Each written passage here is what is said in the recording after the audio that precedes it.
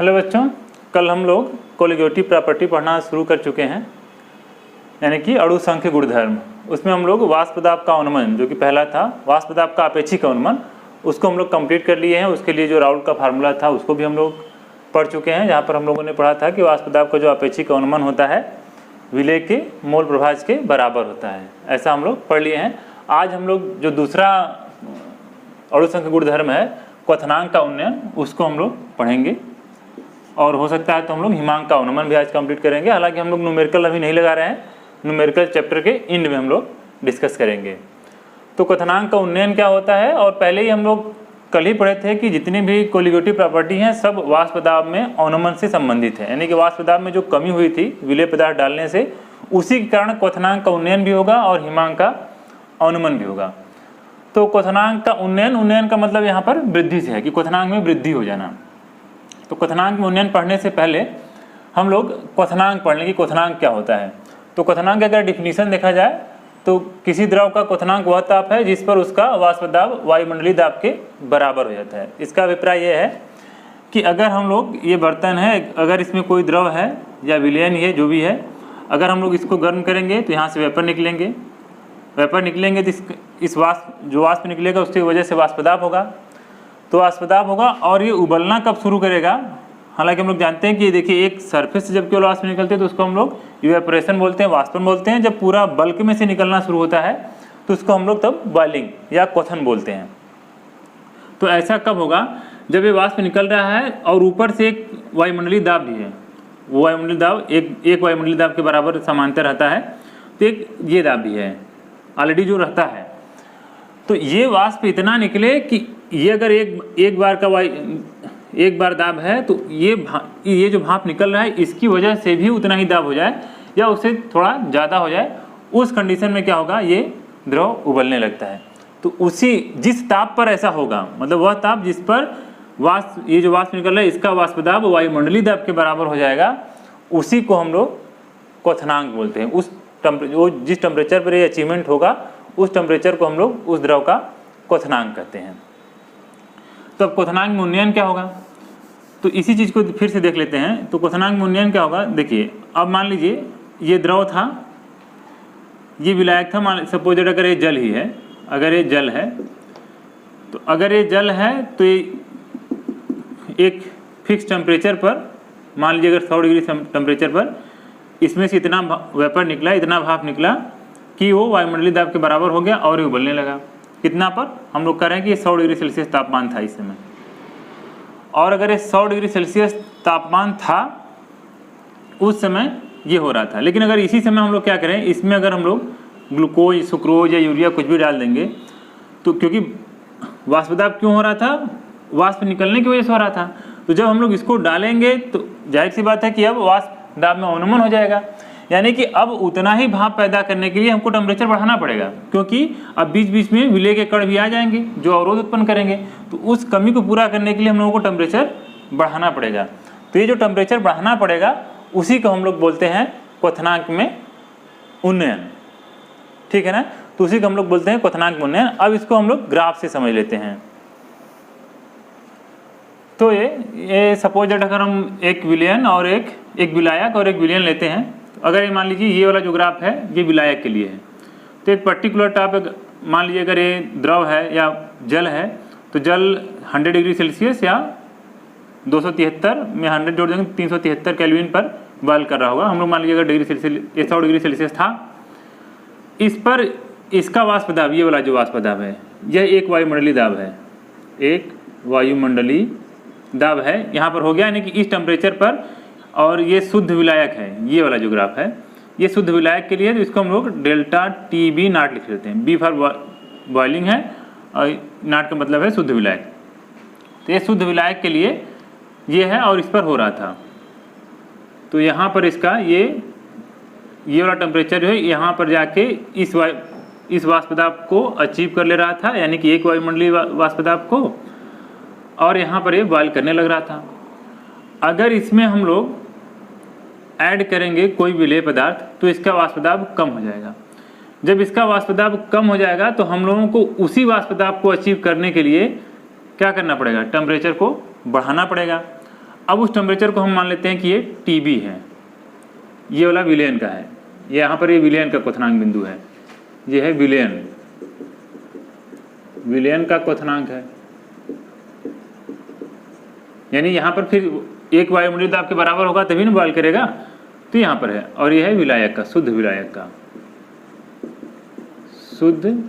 का, ठीक है ना। देखिए शुद्ध विलायक 100 डिग्री सेल्सियस, या फिर हम ये कह सकते हैं कि 373 डिग्री नहीं रहता है, केल्विन पर हो रहा है। और विलेय पदार्थ मिलाने पर उसके वाष्प दाब में कमी आ गई। वाष्प दाब में जब कमी आ गई तो हमको टेम्परेचर को और बढ़ाना पड़ेगा, तब वो बॉयल करेगा। तो हमने टेम्परेचर को बढ़ा के TB कर दिया। तो अब इसके में वृद्धि कितना हो गया, तो जो डेल्टा TB होगा, यानी कि क्वथनांक जो उन्नयन है, क्वथनांक का उन्नयन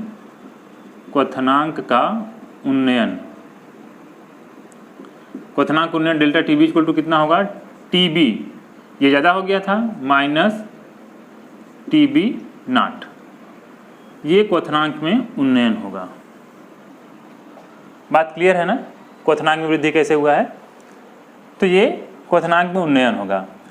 अब ये जो तनु विलयन होते हैं उनके जो क्वथनांक का उन्नयन होता है वह मोललता के समानुपाती होता है।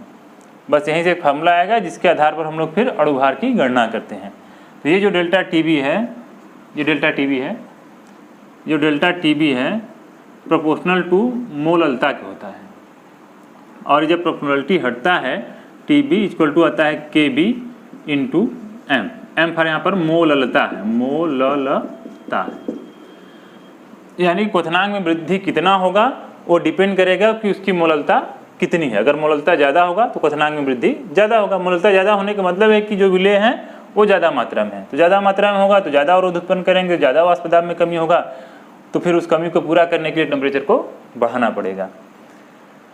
तो ये KB होगा, जहाँ KB एक स्थिरांक होगा। इसका मान जल के लिए कितना होगा, इसको बोलते हैं हम लोग मोलल उन्नयन स्थिरांक। ये KB क्या है, KB जो है मोलल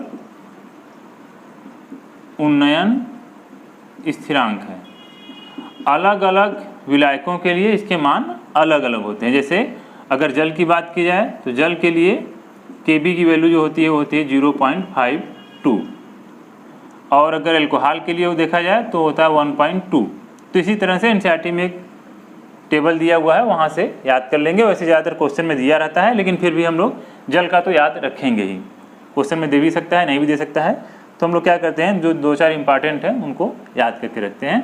तो ये KB की वैल्यू हो जाएगी और ये फार्मूला हो गया। अब यहाँ से हम लोगों को जो क्वेश्चन आते हैं डायरेक्ट इस फार्मूले पर भी आ सकते हैं, या तो फिर हम लोग मोललता का जो फार्मूला है उसको लिख लें। तो अगर हम लोग देखिए क्या लिखें, delta TB equal to KB into M। अब मोललता का फार्मूला क्या होता है, तो मोललता का फार्मूला होता है विलेय के मोलों की संख्या होता है डिवाइडेड बाई विलायक का भार kg में, विलायक का भार kg में। और अगर ग्राम में रहेगा तो ऊपर 1000 से मल्टीप्लिकेशन करना पड़ेगा। तो इसी को हम ऐसे लिख सकते हैं कि K equal delta TB equal to KB into, इसको भी कन्वर्ट कर दें तो विलेय के मोल क्या होंगे, ग्राम में भार डिवाइडेड बाई मोलर द्रव्यमान। तो ग्राम में भार को हम लोग W1 माने थे कल वाले में विलेय के, और इसका मोलर द्रव्यमान M1 डिवाइडेड बाई विलायक के लिए हम लोग W2 माने थे भार इंटू 1000। तो हम लोग ऐसे लिख सकते हैं delta TB equal to KB into W1 divided by M1 into W2 into 1000। अब इसी फार्मूले को आप चाहे जैसे इधर उधर करके कुछ भी कर सकते हैं। अब यहाँ जैसे मोलर द्रव्यमान निकालना है तो मोलर द्रव्यमान के रूप में लिख सकते हैं। जैसे M1 इक्वल टू हम क्या लिख सकते हैं, इसी अगर M1 इक्वल टू लिखना रहेगा तो M1 इक्वल टू हो जाएगा KB into W1 into 1000 divided by delta TB into W2। ये कैपिटल W है, विलायक के लिए हम लोग कैपिटल लिए थे। तो इस तरह से ये M1 है विलेय का मोलर द्रव्यमान या उसका अणुभार किसका, विलेय का। तो इस तरह से ये फार्मूला आता है और ये कुछ मोलर स्थिरांक के मान होते हैं, इसको कि हम लोग को याद करना होता है।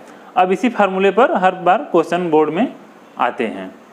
तो इस तरह से हम लोगों का क्वथनांक में उन्नयन समाप्त हो गया। अब हम लोग देखते हैं हिमांक में अवनमन। तो हम लोग हिमांक में अवनमन पढ़ने से पहले एक क्वेश्चन कर लेते हैं। वो सिंपल क्वेश्चन है, एनसीईआरटी में ये सोल्यूशन भी है। तो लिखा है एक पात्र में 18 ग्राम ग्लूकोज को 1 केजी जल में घोला गया। एक बार जो दाब है ये वायुमंडलीय दाब है जिस पर जल उबलता है। तो यह जल किस ताप पर उबलेगा, यानी कि जल था उसमें हम लोगों ने क्या किया, ग्लूकोज डाल दिया। तो यह कैसे, यह किस ताप पर उबलेगा, यानी जब विलयन बन गया है तो हम लोगों को क्या पूछा जा रहा है, टीबी पूछा जा रहा है, टीबी इक्वल टू पूछा जा रहा है। और क्या क्या दिया है, तो टीबी नॉट हम लोगों को पता होना चाहिए कितना होता है 100 डिग्री सेल्सियस। ऐसे हम लोग बोल सकते हैं कि 373.15 चाहे तो लिख सकते हैं केल्विन। ये हम लोगों को पता है, टीबी पूछा जा रहा है। और क्या दिया है, और हम लोगों को पता है कि डेल्टा टीबी इक्वल टू होता है केबी इंटू एम। तो अगर डेल्टा टीबी हम लोग निकाल लेंगे तो हम लोग ये भी पता है कि डेल्टा टीबी इक्वल टू होता है, पहले जो दिया है उसको हम लोग नोट कर ले रहे हैं क्योंकि सवाल लगाने का एक तरीका है कि हम लोग को क्या पता है तो पहले हम लोग नोट कर लेंगे। तो डेल्टा टीबी इक्वल टू होता है टीबी माइनस टीबी नॉट, ये होता है। तो हम लोगों को ये पता है, ये जो चीज़ है इसको हम लोग यहाँ से निकालेंगे। यहाँ से निकालने के लिए हम लोग केबी पता होना चाहिए। तो जल के लिए केबी हम लोग बात कर ही रहे थे कि केबी इक्वल टू होता है 0.52, ठीक है ना। अब क्या करेंगे हम लोग, तो डेल्टा टीबी इक्वल टू क्या हो जाएगा, डेल्टा टीबी इक्वल टू केबी यानी कि 0.52 इंटू मोलरता। तो मोलरता क्या होगा, ग्लूकोज के मोलों की संख्या डिवाइडेड बाई विलायक का भार केजी में। विलायक का भार केजी में 1 केजी दिया है, विलायक का ग्राम द्रव्यमान डिवाइडेड बाई मोलर द्रव्यमान। तो ग्लूकोज का फार्मूला होता है C6H12O6, इसका 180 आता है, ये 180 ग्राम आ जाएगा। यानी यहाँ पर हम लिखेंगे 18 डिवाइडेड बाई 180 डिवाइडेड बाई 1 विलायक का भार केजी में।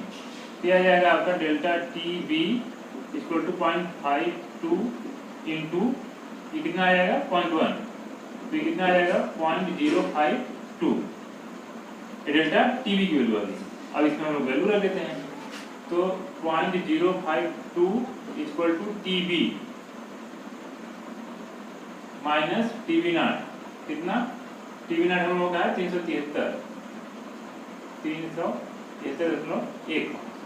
तो टीबी इक्वल टू कितना हो जाएगा, टीबी इक्वल टू हो जाएगा 373.15 प्लस 0.52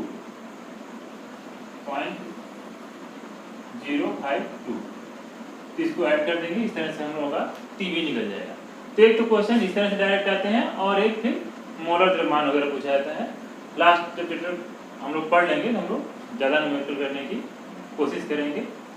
तो आज हम लोग क्वथनांक के उन्नयन पर ही बंद कर रहे हैं। फिर हम लोग जब नेक्स्ट क्लास में मिलेंगे तो हिमांक का अवनमन और पराशर दाब, यानी वही दो लास्ट टॉपिक बचेंगे इस चैप्टर के, उसको हम लोग खत्म करेंगे। Thank you. अगर चैनल को सब्सक्राइब नहीं किए हैं तो सब्सक्राइब कर दीजिए।